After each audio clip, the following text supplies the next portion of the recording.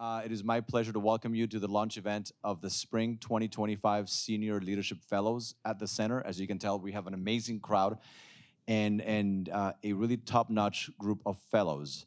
I'm going to introduce them to you very, very briefly. I know that whatever introduction I make is not going to be enough to really honor the many, many years of public service that each of them has had.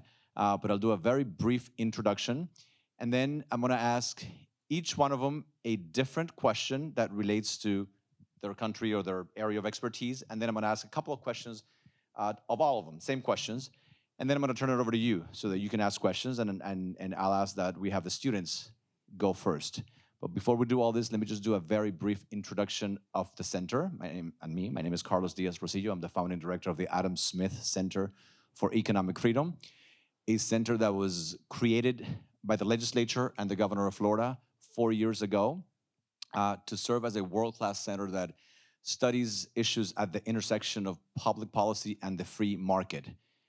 The idea is to bring people together and discuss why it's important to have a free market system, why democracies are important, why sound, responsible public policies are good, and how we can inspire people like you to enter into public service by listening and learning from individuals like the ones sitting with me this afternoon.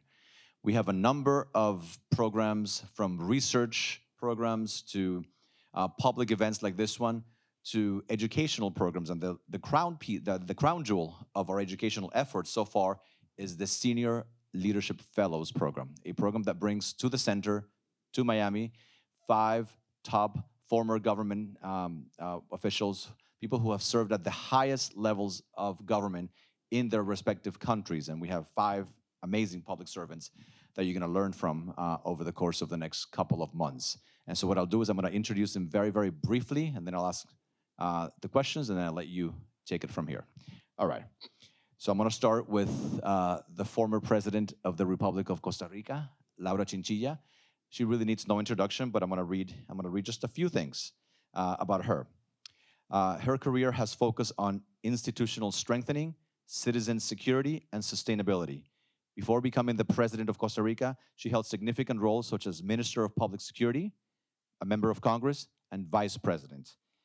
Internationally, she has worked with organizations like the United Nations Development Program, UNDP, and the Organization of American States, the OAS, establishing herself as an expert in democratic governance and human rights. During her presidency, she promoted reforms in security, environment, and competitiveness, positioning Costa Rica as a leader in sustainable development. Madam President, thank you so much. Welcome. All right. Next, I'm going to go to Marshall Billingsley, who served as the special presidential envoy for arms control at the U.S. Department of State during the first Trump administration, Trump 45, holding the rank of ambassador, where he led arms control negotiations and collaborated with partners in Europe and Asia on defensive capabilities.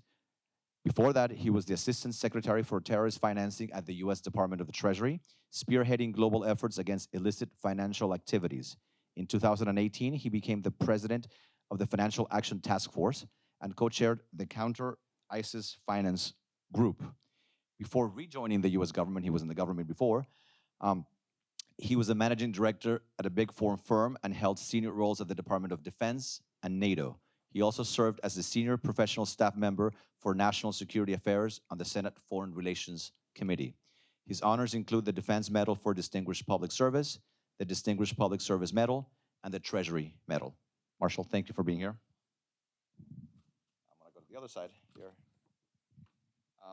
And I'm going to introduce Marsha Lee Kelly, the former Director of Management and Administration at the White House for Trump 45. She has over 3 decades of service in strategic roles and has been recognized for her ability to manage complex teams and coordinate events requiring exceptional operational precision.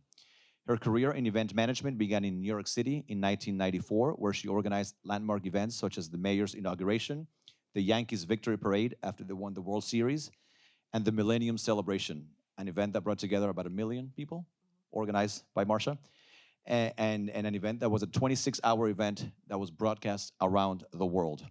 This stage marked the beginning of a reputation as an expert in logistics and strategic planning. Thank you, Marcia, for being here as well. And now I'm honored to introduce to you the former Speaker of the Florida House of Representatives, the Speaker as of a couple of months ago, Paul Renner. He's recognized for his strong leadership and advocacy for pro-business policies, fiscal reforms, and the protection of constitutional freedoms. He began his career as an assistant state attorney, later specializing in commercial litigation, advising clients on construction, contracts, real estate, intellectual property rights, and labor disputes. His service record includes more than 2 decades in the United States Navy, participating in combat operations during the Gulf War and reaching the rank of commander before retiring. His military experience led him to be a staunch advocate for veterans and public safety, promoting laws that strengthen citizens' rights and improve the quality of life for all in Florida. And I should mention, it's not in the talking points, but education as well. He was one of the strongest advocates for the center. Mr. Speaker, thank you for being here. And now we have Diana Alarcón, who would have loved to be here, but she is on a special assignment given to her by the President of Mexico. I'll let Diana later on tell us what she's doing and what the President of Mexico asked her to do that is preventing her from being here.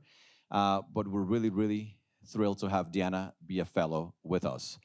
Diana Alarcón is a distinguished economist with a solid track record in international organizations, public policy, and academia. She currently represents Mexico at the World Bank. An economist from the National Autonomous University of Mexico, UNAM. She also holds a PhD in economics from the University of California at Riverside and has held various high-level positions, including senior economist at the United Nations and social development specialist at the IDB. She also served as coordinator of advisors and international affairs for the government of Mexico City, where the current president was the mayor at the time, and she led the foreign policy agenda for the Dialogues for Transformation, which is sort of a roadmap for the president of Mexico, a roadmap for the current 6-year period. She's the author of numerous books and articles that address sustainable development, poverty reduction, and North America economic integration issues. Diana, thank you so much for being here with us. All right, so what I'll do is I'll ask each of them one question, a different question, and then I'll ask some generic questions. And I'll begin with the President. Madam President, you've worked extensively on institutional strengthening and democratic governance. In your view, what are the biggest threats facing democracy today? And how can nations like yours, Costa Rica, and the United States address those issues? Well, not an easy question, my friend, to start, but a very important question, because I will start saying that one of our main concerns in Latin America right now, and globally speaking, is the declining in democracy that we are seeing in many nations. But in the case of Latin America, when we compared our region with other regions, is the area where democracy is experienced the worst backsliding in terms of the rule of law, in terms of respecting the separation of powers, in terms of respecting civil liberties. Probably the most important is freedom of press, and in terms of pluralism. So, for example, at the beginning of this century, we had in the region only one dictatorship, Cuba, but after, during the next decade, between 2010 and 2022, we got 2 additional autocracies, Venezuela and Nicaragua. And in 1/3 of the countries, of the nations, the different variables concerning democracy are experiencing a deterioration. So that is the situation that we are going through. And so what are the reasons behind that?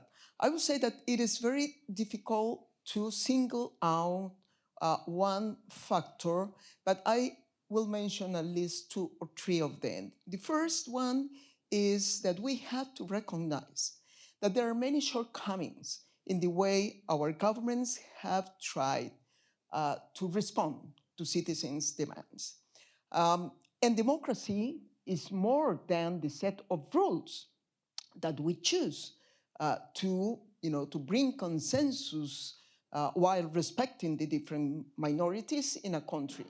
Democracy has also needs also to be able to respond uh, efficiently and also in a rapidly to the demands of the citizens. Otherwise, they will start questioning the institutions. So we have this disconnection between the citizens and the institutions, and according to citizens' perception, the problem is not necessarily only about the institutions, the leadership, but it is also about democracy.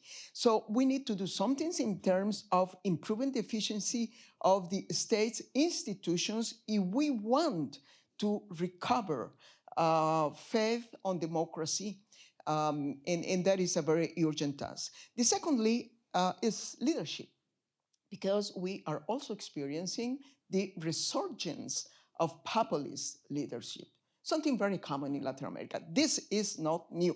I usually say that we have been very, very successful exporting that kind of product. I mean, the populist leadership is something that was made in Latin America.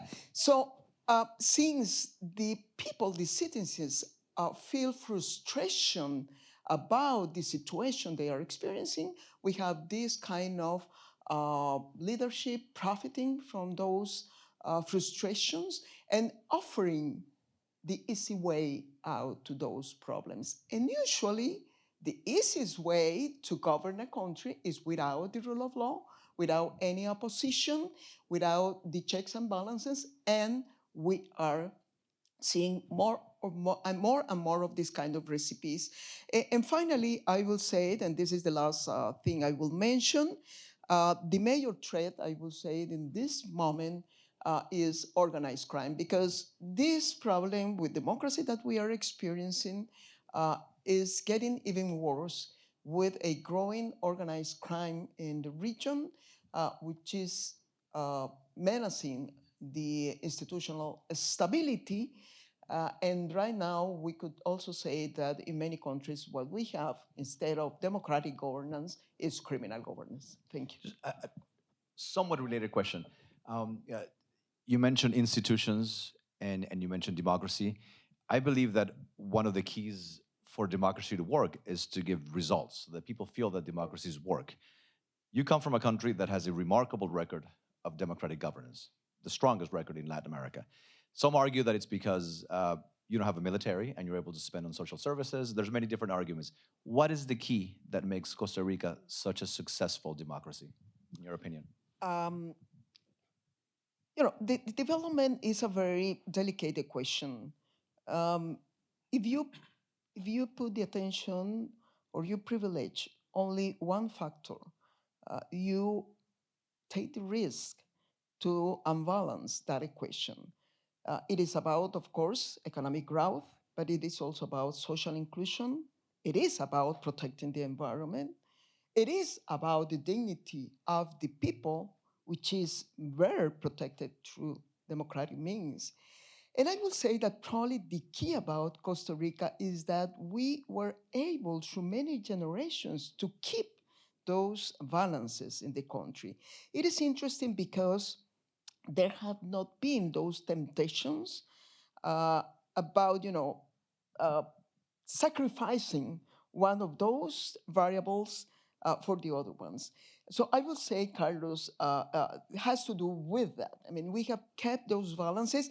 Of course, now we are having many troubles, and we have gone through many different kind of crises. But up to now, we have been able to come together to, agree amid any crisis that we have faced, that yes, it is important to look for rapid responses, effective responses, but there is always the concern about how the responses are going to impact every of those variables. Keeping those variables is something very important for, having sustainable development and trying to keep a strategy with a kind of long-term perspective. Thank you. And leadership is key to that. And I want to turn to leadership because all of you are amazing public servants and have exercised leadership over the course of your careers.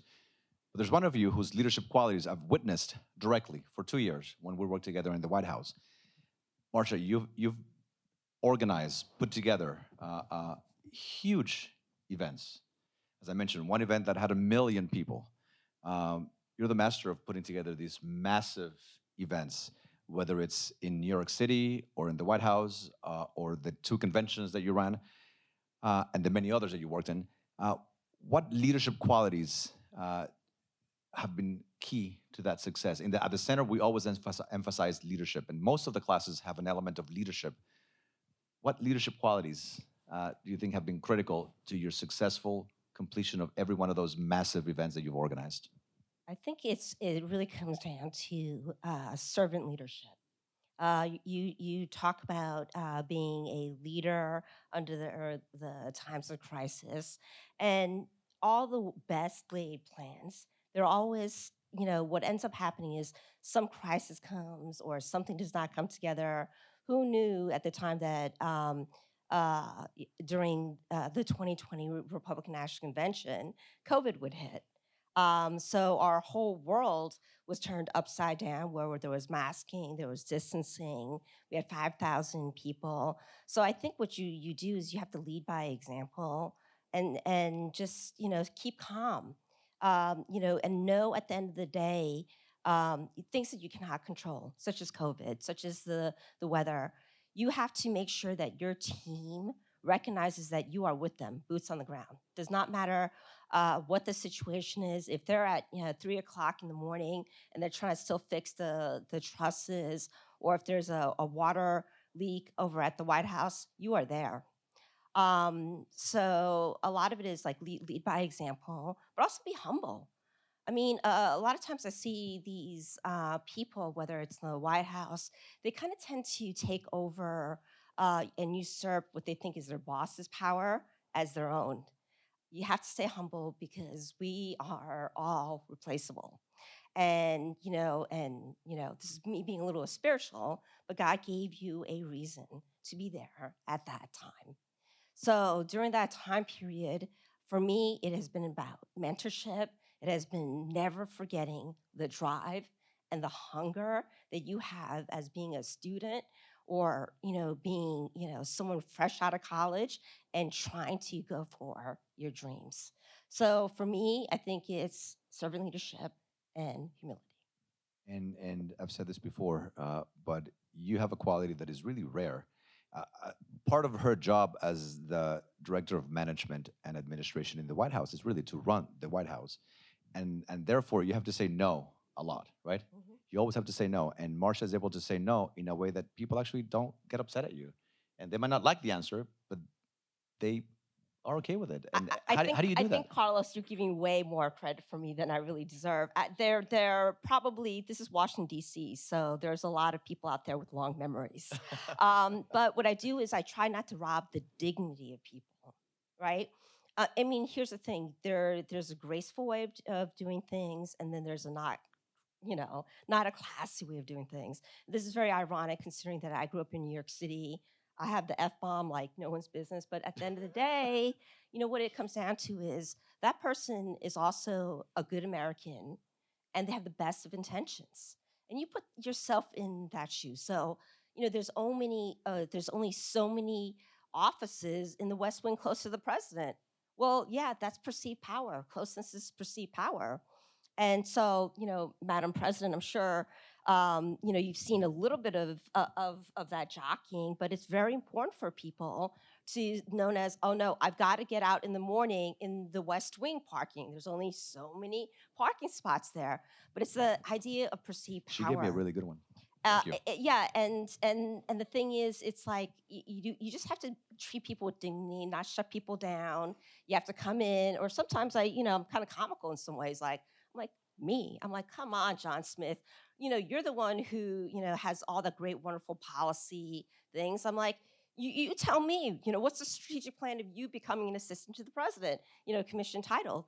And then I go out and then I get my, copier paper from my printer and take a Sharpie, which I learned from my boss, President Trump at that time. And then I give them a roadmap, and I'm like, here, this is your roadmap, but you're the brilliant one. I'm just here. I'm just administrating. So I think when it comes down to it, a little bit of serving the dignity of those people, and then recognizing, empathizing, it is very important in DC for being close to the president or being close to, if you have Navy mess privileges. God forbid, I've seen, grown men cry in my office because they didn't have the right blue badge, for God's sake. And so I built a thing. I'm like, you're the brilliant one. There is no one in Washington, D.C. who's going to come out saying, you're right, I don't have any power, nor am I brilliant. I say, shut them up. So that's what I have. All right. Mr. Speaker, Florida really is the envy of the world.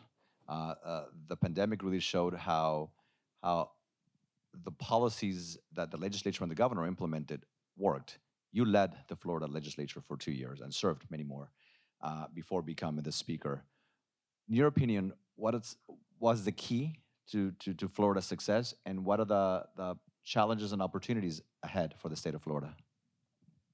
Yeah, I mean, one of them is philosophical. I believe is that there's certain things that work toward human flourishing and things that run counter to that. And so we can get into the red state, blue state debate. But Florida has pursued what I think is the best of the American tradition, and we've talked about democracy, rule of law, checks and balances, really embracing freedom as the way to give people options that best fit their lives so they can lead their best life, not what I think should be your best life, and not being coercive in saying that we as elites know what's best for you, and we're going to make sure we engage in healthcare and education and every aspect of human existence to what we believe you should how you should exercise your freedoms. We're going to let you exercise your own freedoms, obviously within constraints and ordered liberty and public safety and those types of things. But that's been successful.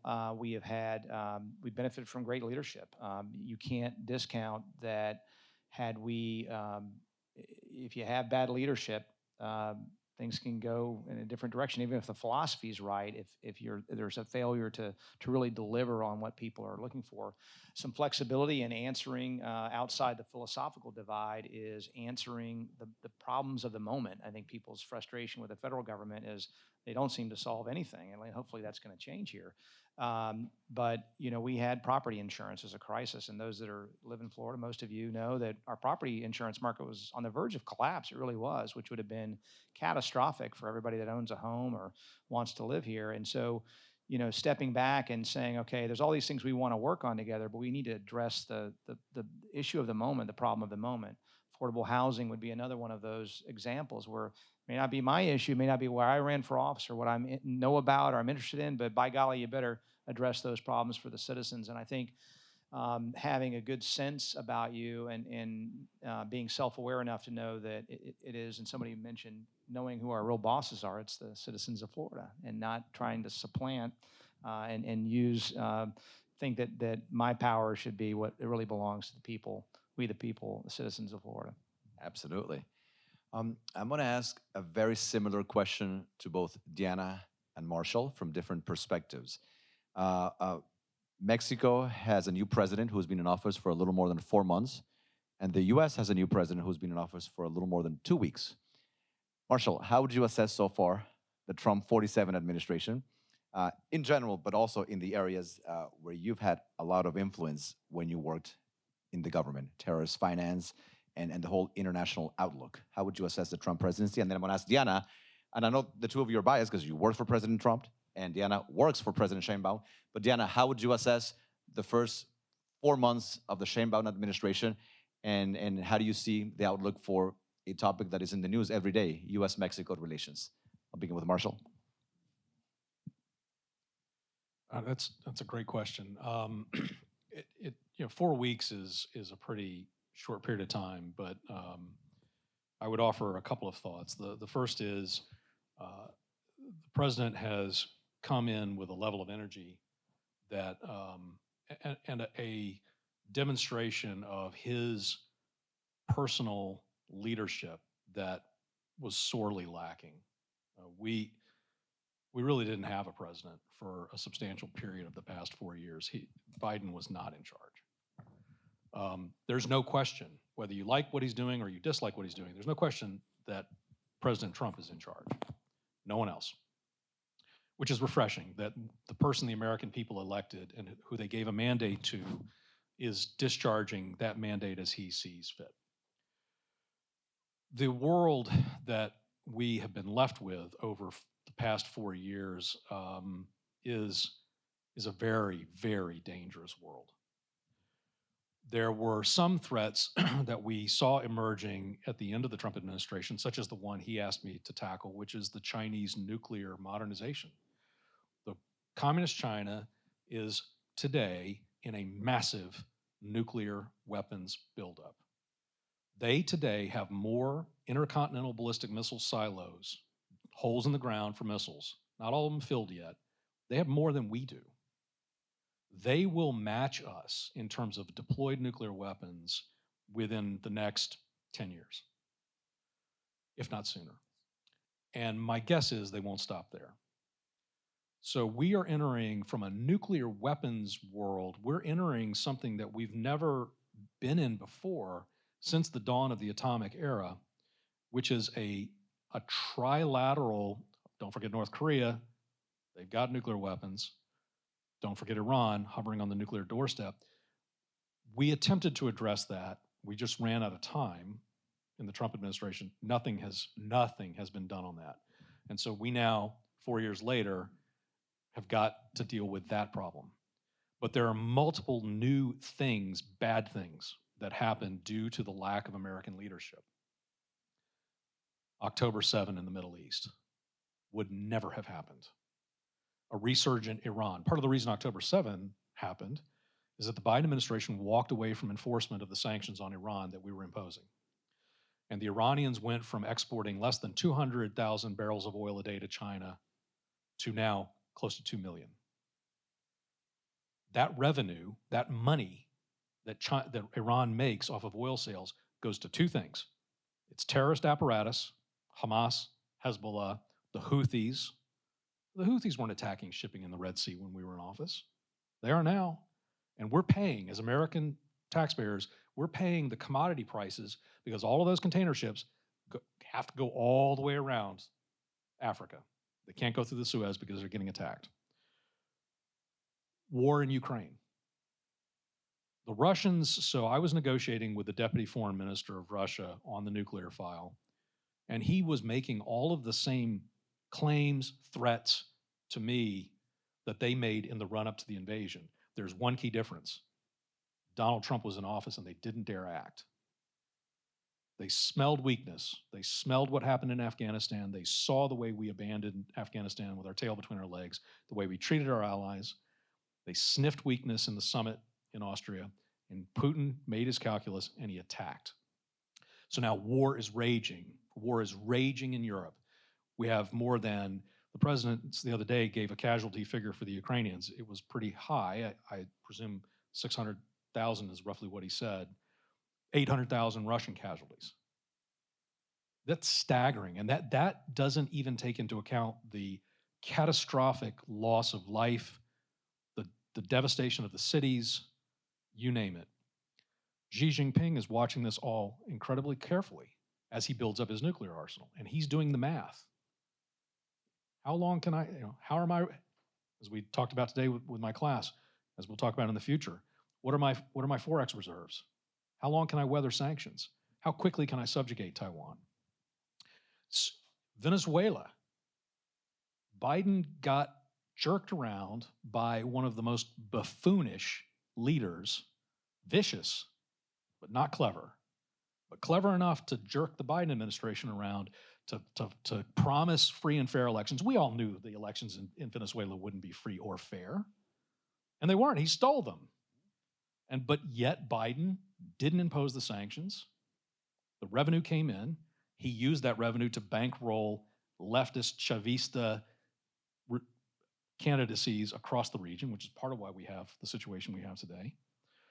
So my point being that President Trump, this time around, it wasn't great under coming out after Obama. We had a lot of issues. We had ISIS rampaging across the Middle East and so on.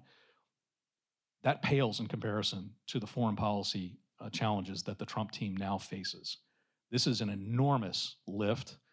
I hope that the team that they bring in will gain the experience and the seasoning that they're going to need to take on this challenge, because time is of the essence.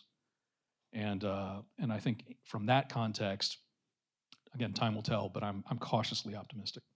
Great.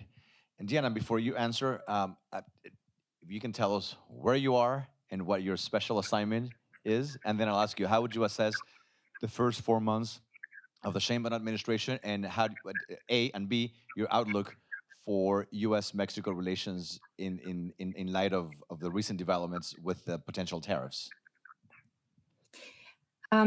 First of all, Carlos, let me thank you and thank the Adam Smith Center for the invitation to be part of this very exciting program this time around. I wish I was with you. I am in New York City, as you can tell, in a hotel room just across the way from the New York building, the United Nations building. Um, Looking at being part of the Mexican delegation for the negotiations on the outcome document for the Conference on Sustainable Development that is going to take place in June of this year in Spain. Mexico has been engaged in this process of finance for sustainable development for the longest time, since the year 2002 in Monterrey. So we continue being engaged and feeling the responsibility for this process. So that's what I'm doing here. That's why I cannot be with you people.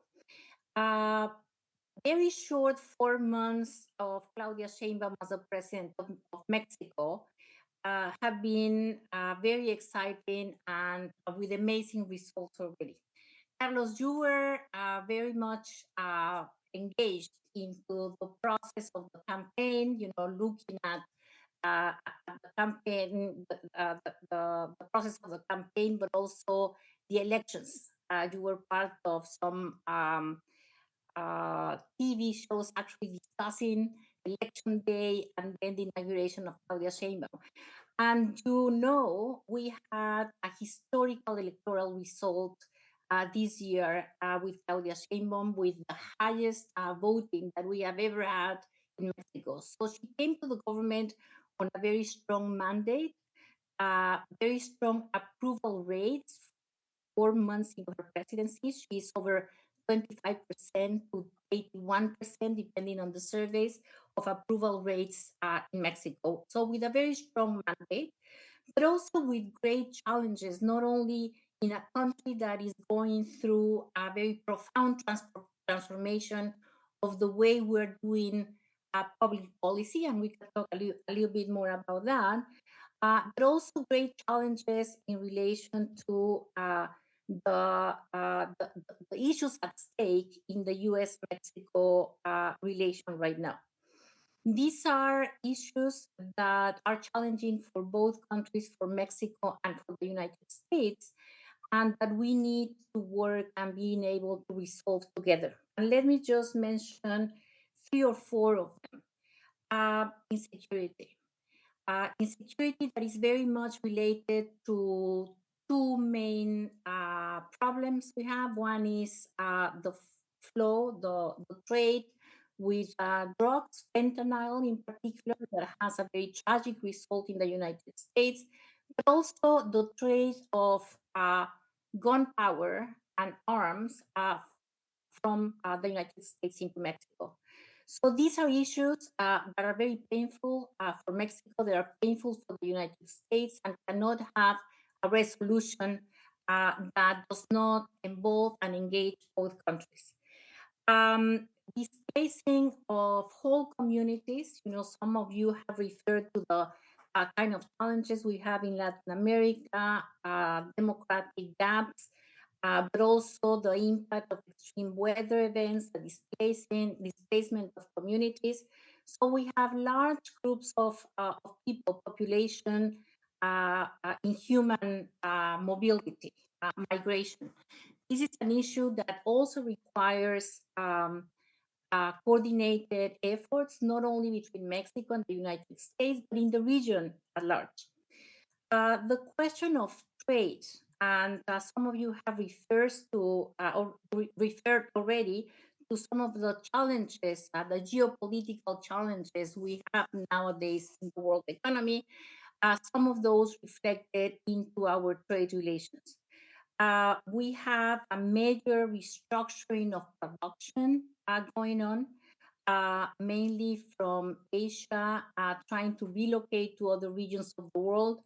And we think, President Sheinbaum thinks that we have a great opportunity to build a stronger economic region in North America, that we will be able to strengthen regional production, regional value chains in a way that will be mutually beneficial to our countries in the form of job creation, but also improving the competitivity of our industries. So large, huge challenges that we are confronting as a region in the relationship between Mexico and the United States. From Mexico, all the openness to work on those issues together. I think Claudia Sheinbaum, as president, has indicated very clearly. She's open to engage and to find common solutions to common problems. She has a phrase that I like very much when she refers to the relationship between Mexico and the United States. We have a very long border. We are never going to change geography. It is like a marriage. But this is a marriage that does not accept divorce. So we need to be able to come together and find a way to resolve problems that are challenging for all of us, for the two countries. Thank you. And I'm going to ask a question of two individuals. I just thought of this, so not planned. But I'm realizing that we have somebody who knows the President of the United States very, very well, Marshall, not just from working with him in the Oval Office, but in the residence. You know him very well. And Diana, you know President Sheinbaum extremely well. You've known for what, close to 40 years? Marshall, tell us something about President Trump that nobody in this room would know. And Diana, tell us something about President Sheinbaum that nobody would know. How is she? What's she like? What's he like? Marsha. Yeah, let's go, Marsha. Again, President Trump is a very well-known figure. Tell us something nobody knows. He's actually a very President Trump is actually a really nice man. He would probably not want you to know that, but that is the truth. He is somebody who really actually doesn't care. If you're in the room, he's asking you your opinion. And you could be a custodian, and he will ask you about peace in the Middle East. Yep. He feels like he really likes the idea of, if you're around, let's speak with people. But I think the nice thing about it is the way people don't view President Trump is, you have to realize what he really is. He's a New York City businessman, right? And so he is used to, he built his many fortunes on real estate, dealing with different cultures, working with, different city, state, federal tax and everything. But I will tell you a nice story is, so President Trump met this gentleman. He was a GSA coordinator, which is General Service Administrator. So he's the one that comes in and says, oh, the Oval Office is clean. What else do you need, sir? Oh, need flies? Is your chair okay? So it's really that kind of service along with the military aid that provide dually, making sure that the president is okay. And then he found out that this gentleman came from India, was a naturalized citizen, and was at one point homeless and lived near Taj Mahal, like on some of the benches. And when he had the contingency of India coming in, he pulled to Keith Schiller, who was then his first body guy, and said, get David in. Let's get a picture. So the president, during this diplomatic event, remembered a GSA, humble gentleman, naturalized citizen, and in the middle, brought in David between America and India. So what I'm going to say to you is, surprisingly, he is a very nice person. and he'll ask you for opinion on anything. It does not matter if you don't know what he's talking about or you're the expert, he will ask you. So that's the one thing he probably does not want everyone to know, but he actually has a heart. And Diana, what's President Sheinbaum like? And actually, this is so interesting to hear about President Trump because now I understand why President Trump and President Sheinbaum get along so well. President Sheinbaum is a very fun person to be with. She has a great sense of humor. It is something that probably doesn't communicate in your first impression in her public events, but she's actually very creative. She has this incredible sense of humor. You know, she will have this very new, innovative way of thinking. You know, on every single thing. Very unexpected solutions she will come up with to even the most wicked problems that you can think of. She has a very strong background as a scientist. You may know that she was co-recipient of the Nobel Prize in 2007 for her research on climate change as part of the panel on climate change in 2007. Uh, she's a very committed social activist. All her life she was since she was young, and actually that's the way we got to be friends and we met. You know, when we were teenagers at the university. Very active, very committed social activist, and as you can tell, a very accomplished politician. So she's a very nice, well-rounded person with a great sense of humor and this very creative, innovative way of thinking about systemic thinking, you know, about problems. So with the description that it has been Melora just made about President Trump, no, I understand why they have so many things in common and they can talk to each other so well. And as many of you know, for President Trump, the personal relationship with other leaders is very important. So I can't wait for that first face-to-face meeting between President Trump and President Sheinbaum, hopefully very, very The soon. first three conversations on the phone have been very good. That's right. So we have a very good start. All right. So I want to ask of all of you the same question. The reason why I'm so excited about having you here is because you're going to spend 8 sessions with our students, teaching them, mentoring them, sharing with them not only what worked when you were president or assistant secretary of the Treasury, Speaker of the House, advisor to a president, a mayor, running big events, but also what didn't work. You're going to share their experiences. Can you briefly tell the students and everybody else what you're going to be teaching? What's the focus of your study group sessions over the next couple of months? I'll begin with the speaker. Well, can you guys hear me? Did it get shut off? Here we go. Okay. So we'll talk about the ups and downs of the legislative process, what happens when the parties are working in collaboration, what happens when they're in conflict. But I will hope to get out of that some translation from the politics that surrounds us in our everyday lives. We all have politics in our families, among friends, in our jobs, even if it's totally unrelated to what we call politics, right? And so in the political world, you just see that in a microcosm in a more intense way. And so I hope that some of the lessons will be translatable into your everyday lives. Otherwise, it's an interesting class, but what does that have to do with me? And so I hope that the students that are in the class that are interested in politics will learn more, certainly, but those that have a tangential or just a kind of an ignorance or not familiarity with politics will come away understanding that this is where we, the people, kind of gather together. We elect our neighbors from a district that, I have to live in my district. And so to reflect, hopefully, the best I can, the values of that community. And we have all this, and in Florida, we have such diversity. Florida's like 5 states in one. The Panhandle has nothing to do with Orlando, which has nothing to do with Miami, which has nothing to do with the Keys. It's just very, very distinct places in Florida. And so all people from all of those areas come together, and then we hash it out. And you have people that, like in life, that you underestimate, and they come through with great principle and courage, and then other people that wind up, caving and stabbing people in the back and not being true to their word. So it's really life. And so hopefully out of the class, you'll get some tips on how to win in life. And your class will be when? Mondays from 2 to 3:30, and looks like we're going to do the office hours on the front end based on a very close vote. We took a vote. Democracy in right. action. So every Monday. Marsha.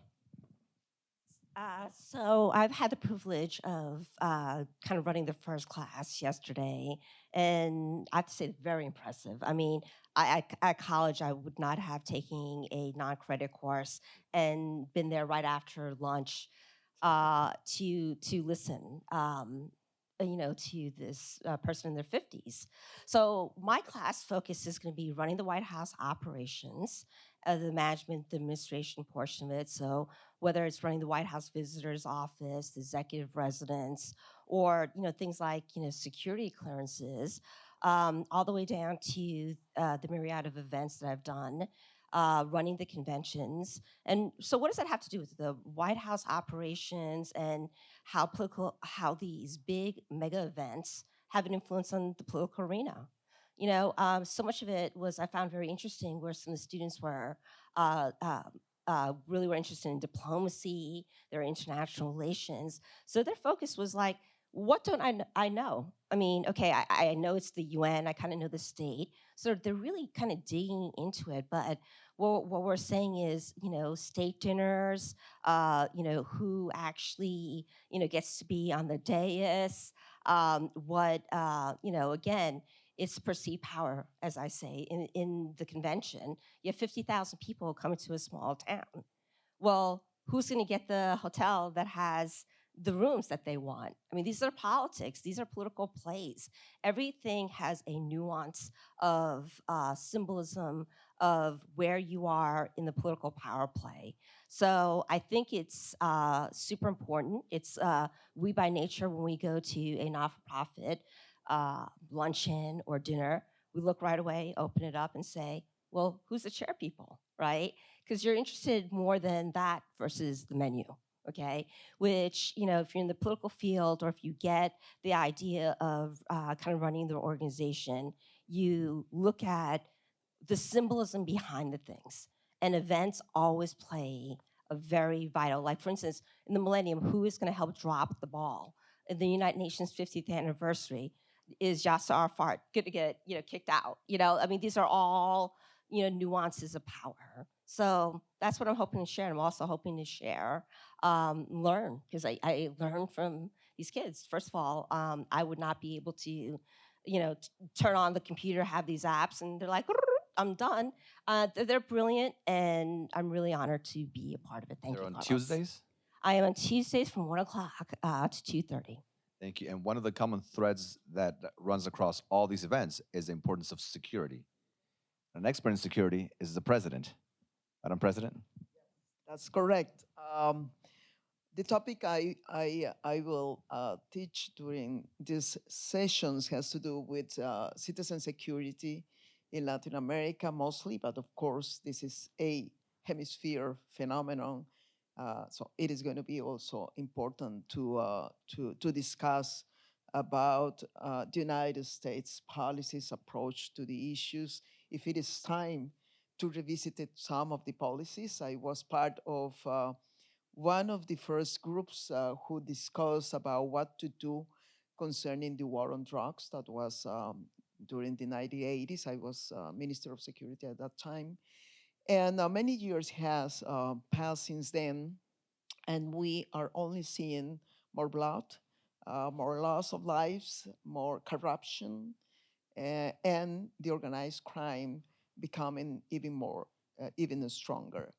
But the idea that I have is to combine different kind of variables. This is not only a kind of law enforcement approach to the issue or criminal justice approach. The intention is to combine other concerns. And let me just explain what I mean. The region has experienced, are experiencing two concerning trends. One has to do with social deterioration, which basically was the result of COVID-19 pandemic.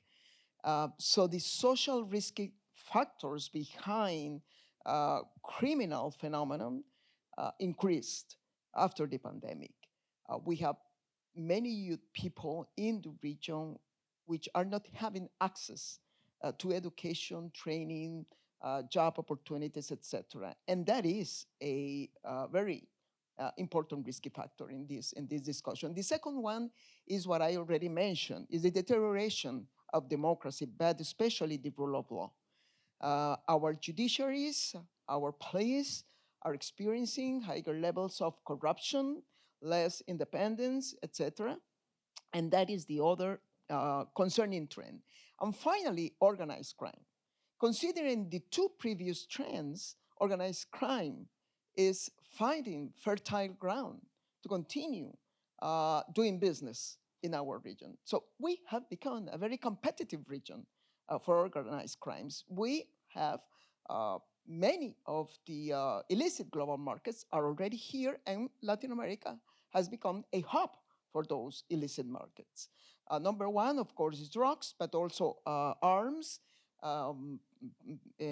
people trafficking, etc. So the combination of these factors is creating a very explosive situation in our region. So part of the discussion will be to look at the governance issues, the social agenda, and try to expose these students with how difficult is to take decisions to conform public policy according to data, according to the concerns of keeping the balances that are quite important for the societies.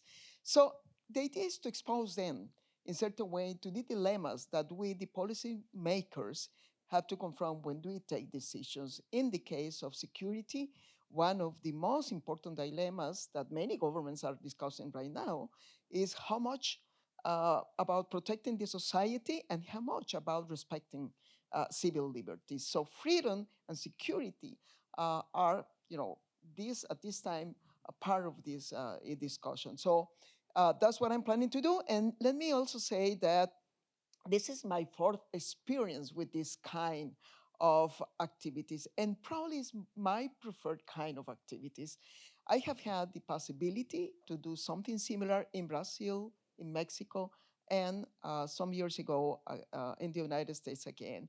And in every place, the students are about the same. I mean, they are very curious, they are very well informed, but basically they are eager to know how is that about going out of the university, going out of my class and start taking decisions in real life. And so that's what I think is my main, my main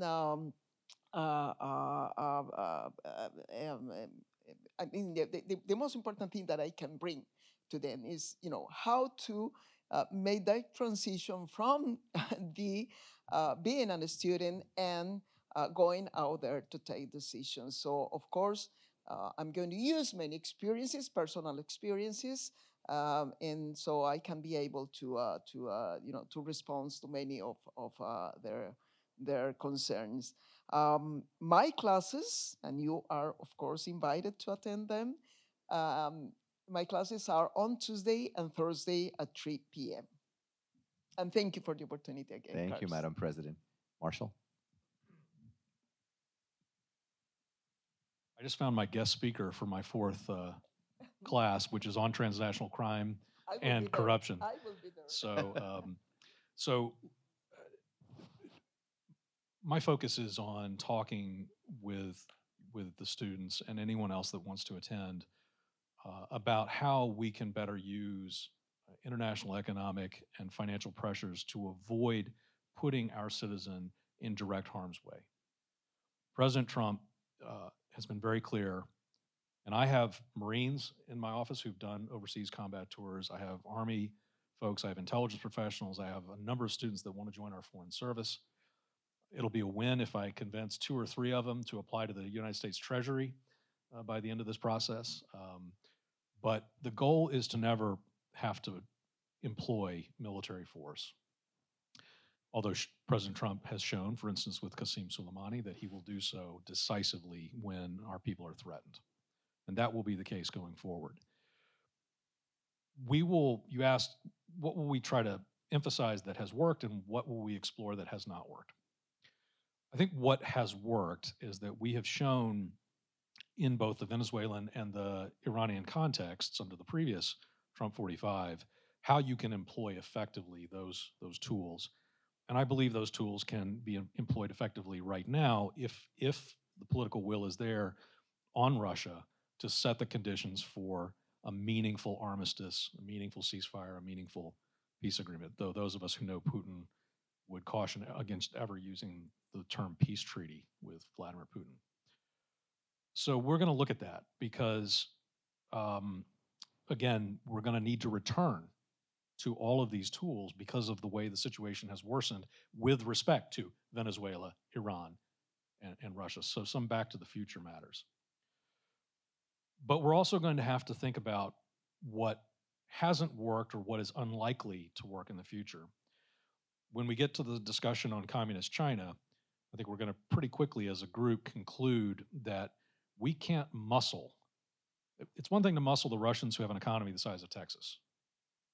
It's another to muscle the second largest economy in the world, where they hold at risk as much of our financial equity and investments, in fact, more than we hold of theirs at risk through these various tools. So I'm hoping that we can come up with some new and interesting ideas. This is a very creative group that I've got. We're also in that session going to talk about what is not working. And what is not working is the fight against corruption. We are losing ground. We're losing ground all over the world, but particularly in this hemisphere. And we're losing ground for a variety of reasons. But the corruption, which very quickly spills into, it starts small scale, right? It starts small, and then it gets bigger, and then it snowballs, and then everybody's doing it. Then it becomes organized, and then it becomes a matter of survival. You will not survive in Venezuela without engaging in a series of activities that one would, in a different world, consider corrupt. But survival makes it a necessity. And the accompanying loss of the rule of law and the impunity that follows it. So we won't talk about Argentina, which is emerging as a wonderful success case with respect to the economic reforms that are being made. But the impunity that has been granted to Cristina Fernandez Kirchner is outrageous. And there are political expediencies that have led to that, but those economic gains will be fleeting if the corruption is not held accountable. But first and foremost, we're going to talk about the fact that under President Trump, the situation has changed with regard to the cartels and organized crime. You'll notice in the candidate Trump talked about his willingness to employ force, to deploy the Navy, to engage in interdiction. This is now happening.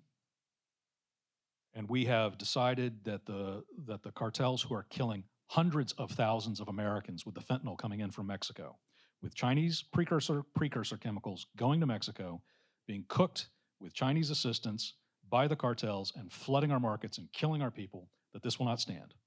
And so we have designated these cartels as foreign terrorist organizations. And those who know us Americans well, as the government of Mexico does, understand the implications of us deciding to label these groups as terrorist organizations.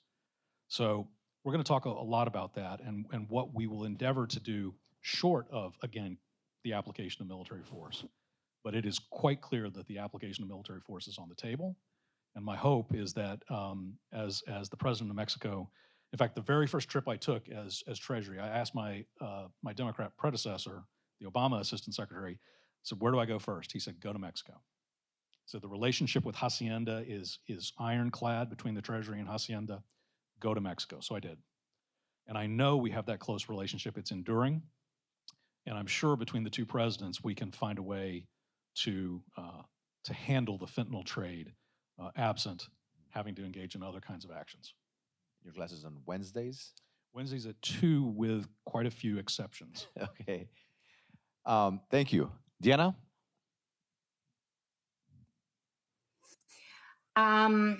This is great because classes will be on Wednesdays when there is going to be a discussion of some of the issues that are going to be of relevance on Fridays as well. My classes are going to be on Friday, and some of the issues that I would like to look at is precisely how you build from a concept of leadership as a social process that will help individuals to achieve results that they could never achieve working alone. And here I am trying to move away from the idea of the leader as this great person, and I'm sure that we need them. I have a president who is a leader, but going into the kind of social change that is required in order to steer uh, the process in a different direction. And this is precisely what has been taking place in Mexico in the last few years. And this is the commitment of Claudia Sheinbaum into her 6 years term.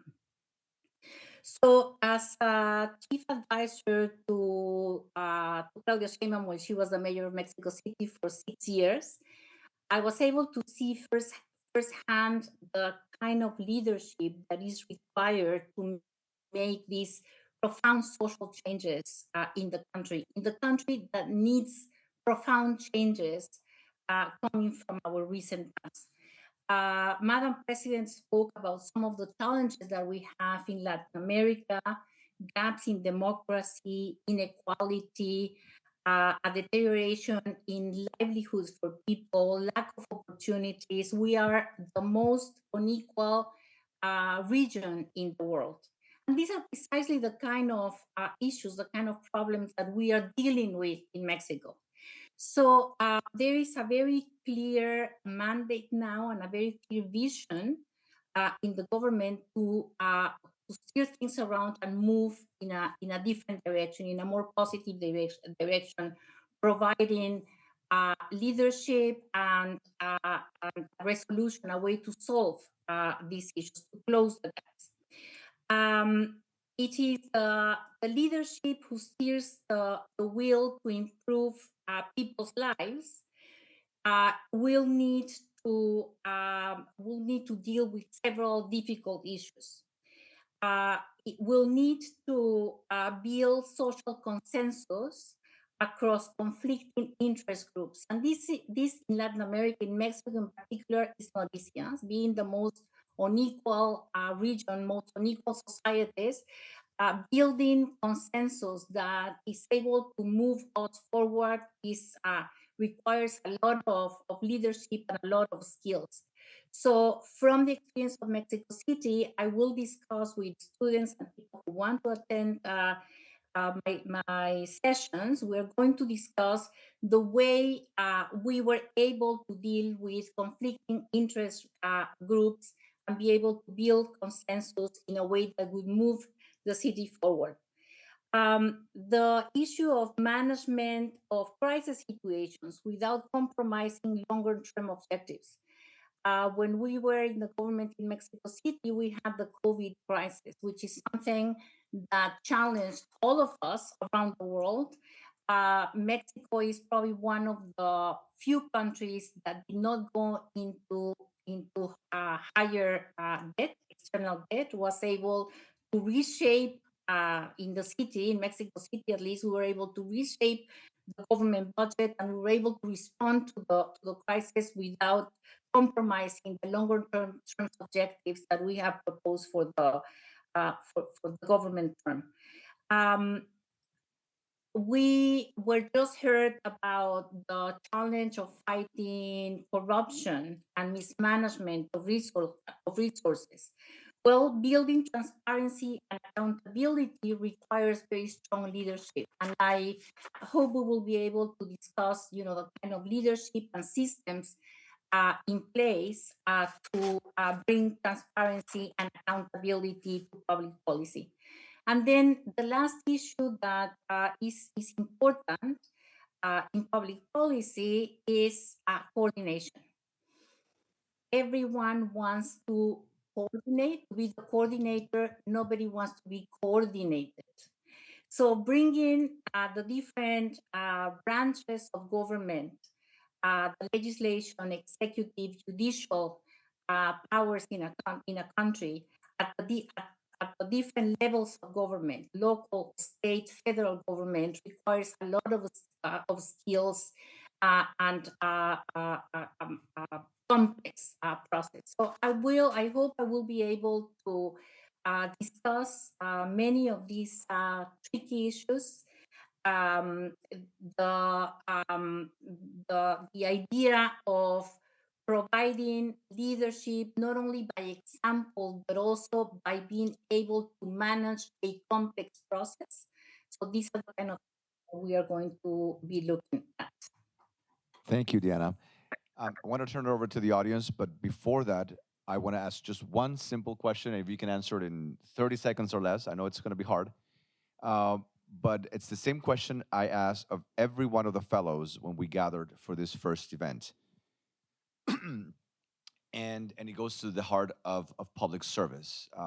Many young people are turned off by public service because of what they read in the paper or see on social media, or the negativity, the divisiveness, the lack of, in this case, in the U.S., bipartisanship, how politicians fight. They see the nastiness of of the political world.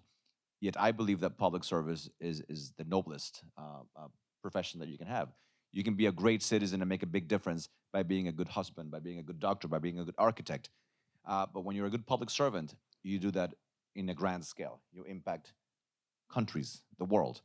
And so you are all public servants. If there's people in this room, if there's students in this room who are turned off by politics and public service, um, in a very brief sentence or two, what would you tell them? Why should they be public servants? Why should they engage in this very noble business despite what they hear and despite the fact that they can make a lot more money in the private sector? I'll begin with Diana. You want a few words to respond to your question, and I would say, in my view, public service is a personal commitment to your society. You are not going to be rich. Most likely, you are not going to be famous, but you are contributing to build better societies. You care for your family, you care for the people you live with, and you commit to steer change. Mr. Speaker. Yeah, I would say if you don't and you feel you're a good person, somebody else will who may not be. So I think it's important. And when you run for office, you look, and in my case, and nothing against, but you look and say, if you don't step up, who is going to be elected, whatever it is? And do you like what that looks like? And if you don't like what that looks like, maybe you should run. But I think the three things that I would point to that make a great public servant is integrity, principle, or you can say problem solving focused, mission focused, and courage. We don't have time in 30 seconds to talk about why there's deficiencies if you're missing one of those, but all three of those need to be present. And if you're that kind of person of high character, who's a problem solver and have principles, and you have guts to not cave when you need to stand up, then you should run for office or be in public service. Marshall. It's about thinking of, it's all about thinking about things that are bigger than yourself. At the end of the day, as Adam Smith said, we're all dead. He said that. So you have this non-renewable resource, which is your life, and think about how you want to spend it. Money's great. It makes things nice. You can do nice things for your family, but it's not the end-all be-all. And I think many of you will find that hole, that yearning to contribute to something that is bigger than yourself. But I would just urge that we recognize there's many different types of public service. I could never do what the speaker and the president, begging people for votes, kissing babies, getting out there and saying all kinds of things to people, that I could not do that. I admire. I mean, that is such an incredibly difficult, tough. I'm one of the people that wants to kind of be behind the scenes and help once you go through all the torture of winning office. So that's a form of public service.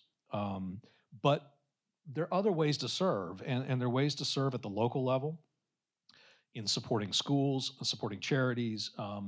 Those are also methods of public service, helping your churches. We were down at the Cuban Diaspora Museum last night, helping with that, and instilling those values in your children. Those are the things I would encourage people to think about. Somebody who's very much behind the scenes, Marcia. She's sweating here right now, probably. Oh no. I think public service is a calling. You know, you feel it as for me it was a feeling of being American, a daughter of an immigrant, knowing that in my small way that I could have integrity, ethics, and maybe move the dial in a very positive way. But for me, I think it's very tough. Life, whether you're serving front or behind the scenes. You just need to make sure that that's a calling. You have a thick enough skin, and you're a good American soldier. You keep on forging forward. Thank you. And speaking of being public, nobody in the political system is more public than the president. Madam President? Yes, well, in short, it is about serving the people with, many financial restrictions, with the maximum possible exposure, and accepting all the, numerous control mechanisms on your job. So in certain way, you need to prepare yourself because it is not about achieving those goals at any cost. And that is very important if we are talking about leading in democracy. You always need to be very aware about this. It's quite different leading in an autocracy. It doesn't matter. It doesn't matter how you achieve your goals. So in democracy, you need, and all my colleagues have mentioned that, have underlined the importance of principles.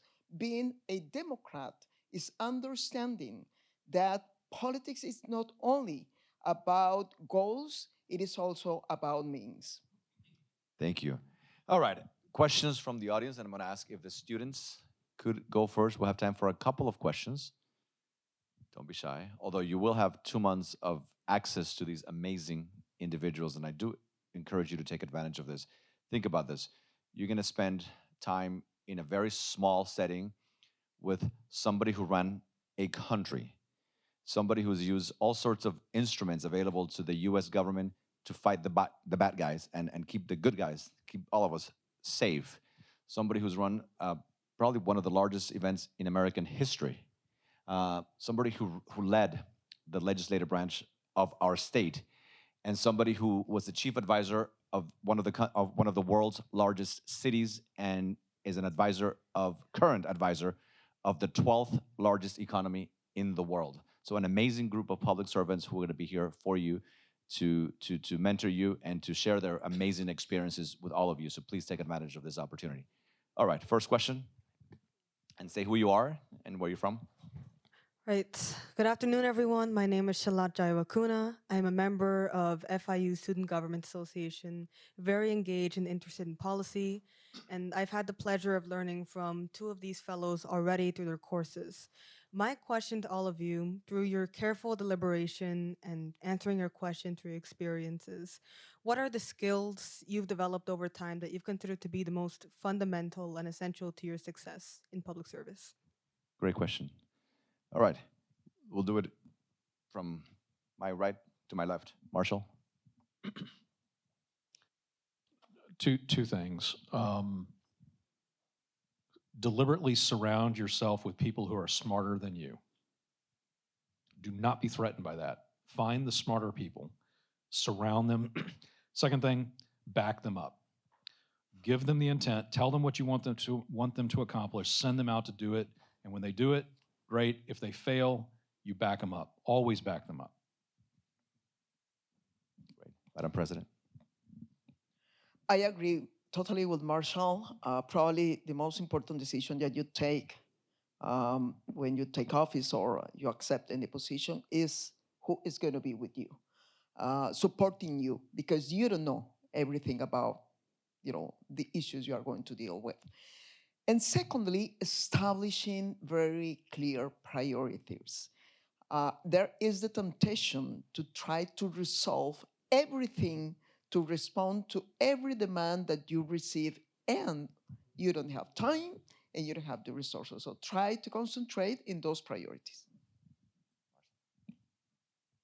I would say you have to be very stubborn and very steadfast in sticking with your rules of ethics, morals, and again, I also agree that the people around you, just there's always someone smarter than you, and have the humility and have the wisdom to invite them to your world. Mr. Speaker. I would agree with all that's been said and say lead from the front. Don't ask anybody in your team to do what you're not willing to do yourself.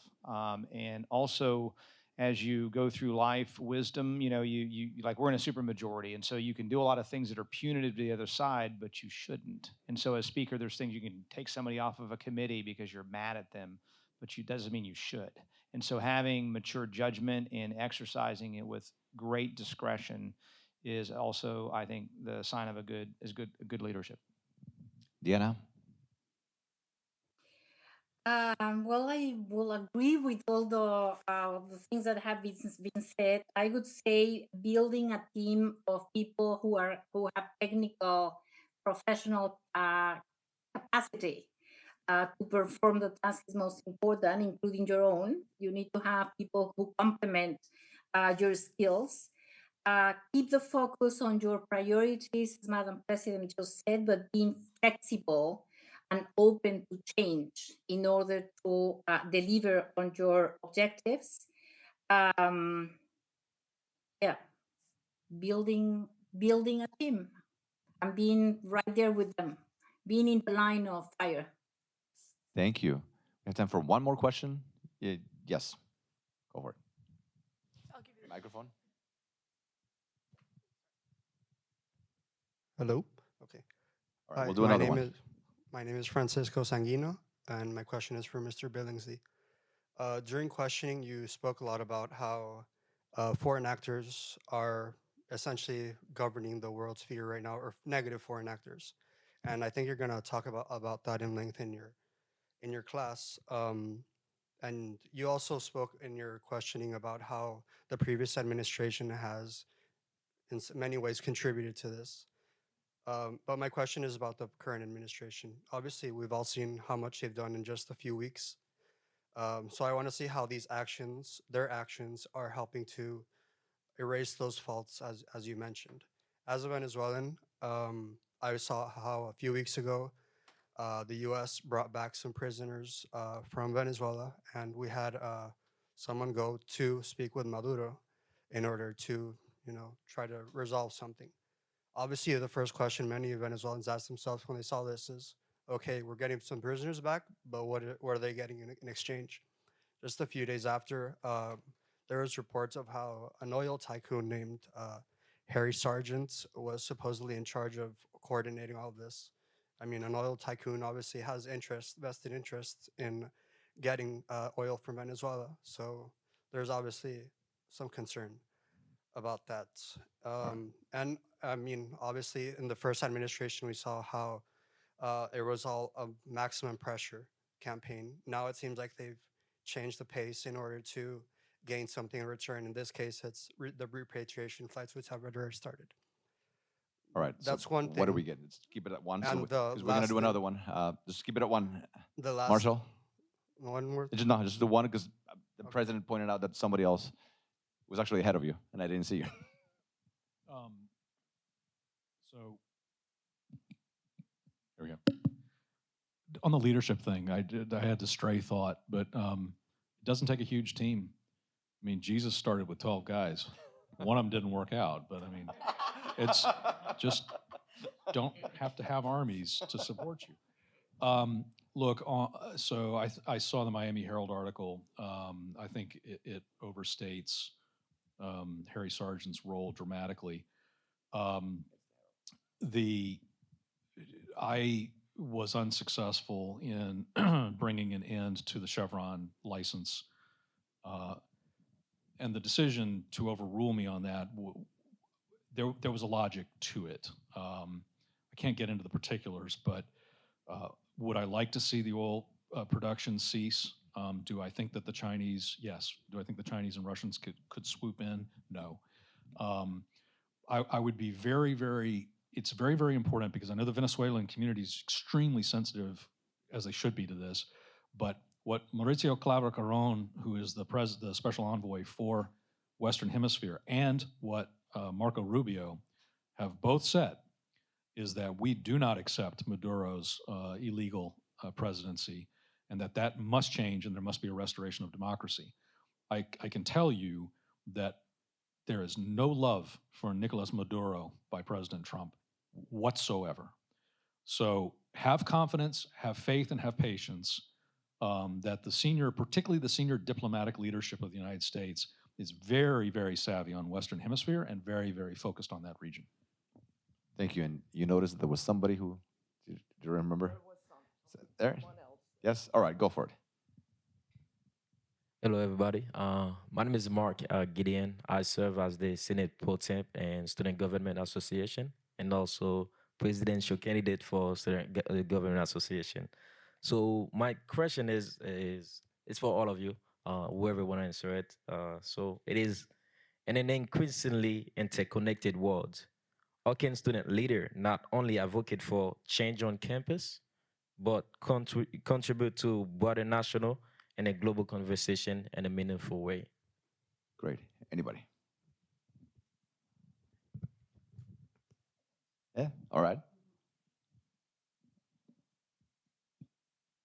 There are many ways to respond to that question. I will say that probably is a little different if you come from a small country or a big country, a big nation. So from the point of view of a small country and economy like Costa Rica, and which is the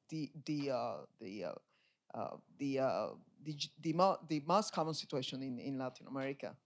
I am convinced that what is happening at the international level is just as important as it is what happens at the national level. So when you are a leader, you need to try to do what it are your hands to in order to contribute in a strengthened international order. Nations like Costa Rica, for example, have been able to succeed thanks to international conditions. We don't have an army, for example, so we rely on international law to protect us. We had many different situations with Ortega's dictatorship. And the way we were able to protect ourselves was using the International Court of Justice. And they were very effective in protecting us. We, for example, have relied our economic growth because we decided to ban. I understand this is something very exceptional. Not many nations do that, but we decided to do that. We decided to ban any kind of extractive industry in Costa Rica. So we rely basically on productivity, on innovation, on human capital. But in order to succeed with that kind of economy, you need to have access to the global market. So, international trade and that kind of rules are very important also to us. And finally, we rely on democracy. And I think right now, since the democracy is at stake, it is the time for democracies all around the world to come together and try to protect themselves in order to continue, enjoying the conditions that democracy brings to the people of your country. So again, it is very important, to have your national, local agenda, but also to think about international order. Anybody else? All right, so thank you again for being here. This event has been fun, but not easy to put together. But thanks to an amazing team. Atilda, wave. Everybody knows Atilda, Megan, Lizzie, and other people who worked at the center. Helen here, Maria Paula, Ashley, and we have some interns. Where are the interns? Raise your hand there. Lara, thank you so much. Who else? Somebody else that I can't see? There we go, thank you. And we have a couple of board members. We have Javier, the president of our board. Aaron, thank you. We have a former fellow who was, at the time, the sitting Attorney General of Colombia, and then he transitioned to being the former Attorney General of Colombia, Francisco Barbosa. Anybody else I'm missing here? Oh, Frank, I forgot Frank. Hi, Frank. Frank produces a show that we have online on Thursdays at 8 p.m., Contracorriente, that has interviews and discusses important issues. So tune in. It's on our website, Contracorriente, Thursdays at 8 p.m. And again, thank you to all of you for being here. They're going to be here for the next few minutes and, of course, for the next 2 months in their study groups. Thank you again. Have a good one.